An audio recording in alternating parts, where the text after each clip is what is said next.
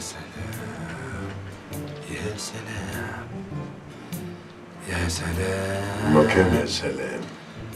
البخار ده يا عمي كأنه بيغسل البني آدم من بره ومن جوه. بالذات لما يكون داخل على دنيا جديدة بقى، دنيا فيها استقرار، راحة بال، ربنا يرزقك بالزوجة الصالحة.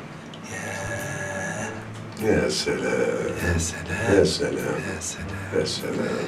حقيقي يا سلام. يعني برصاصتين في شنك يا سلام لبستك في الجوازة. رصاصتين ايه ولبستني ايه؟ انا بحبها فعلا. لا عم غلطان. ده انت مالكش غرسة. والله العظيم بحبها، والله بحبها. يا سلام، انا حاسس زي ما يكون ربنا استجاب لدعائي، زي ما يكون كانت ابواب السماء مفتوحه لي وانا واقف بدعي. يا سلام. يا تحس كده كمان ان ربنا حس اخيرا اني تبت الى الله. يا سلام يا سلام يا سلام. يبقى مفيش داعي تبص على النسوان. اعمل ايه بقى؟ فاهمني خزاعه يعني، خيالي جامح جامح. يا سلام يا سلام على الجموح. خلاص انا نصحتك.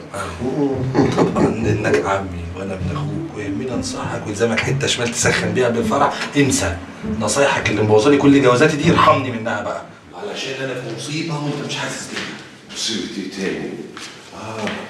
قصدك يوم الضيع؟ يوم الضيع ايه يا عم الصغير انت؟ السي دي. صحيح انت عملت ايه في الحكايه دي؟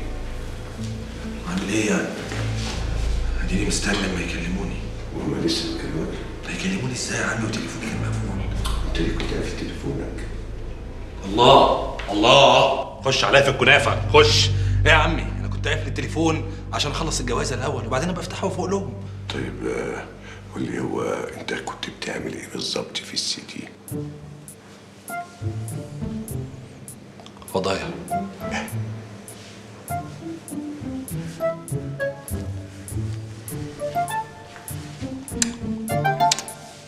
يا عم ده هو ده يعني اللي يهمك؟ هو ده اللي همك في الموضوع؟ بقول لك في مصيبه، والله العظيم في مصيبه.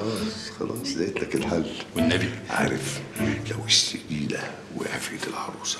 فضل الله ولا فعلك يا اخي، حرام عليك يا اخي، حرام عليك يا اخي. انا اصلا ركبي سايبه مخبطه في بعضها ومش عارف انام، ده غير ابن عمها اللي مش عارف رخر هيعمل فيها ايه ده. يا عيني عليك يا عمر يا ابن اخويا. ده انت مقفله معاك زي الضمنه قوي.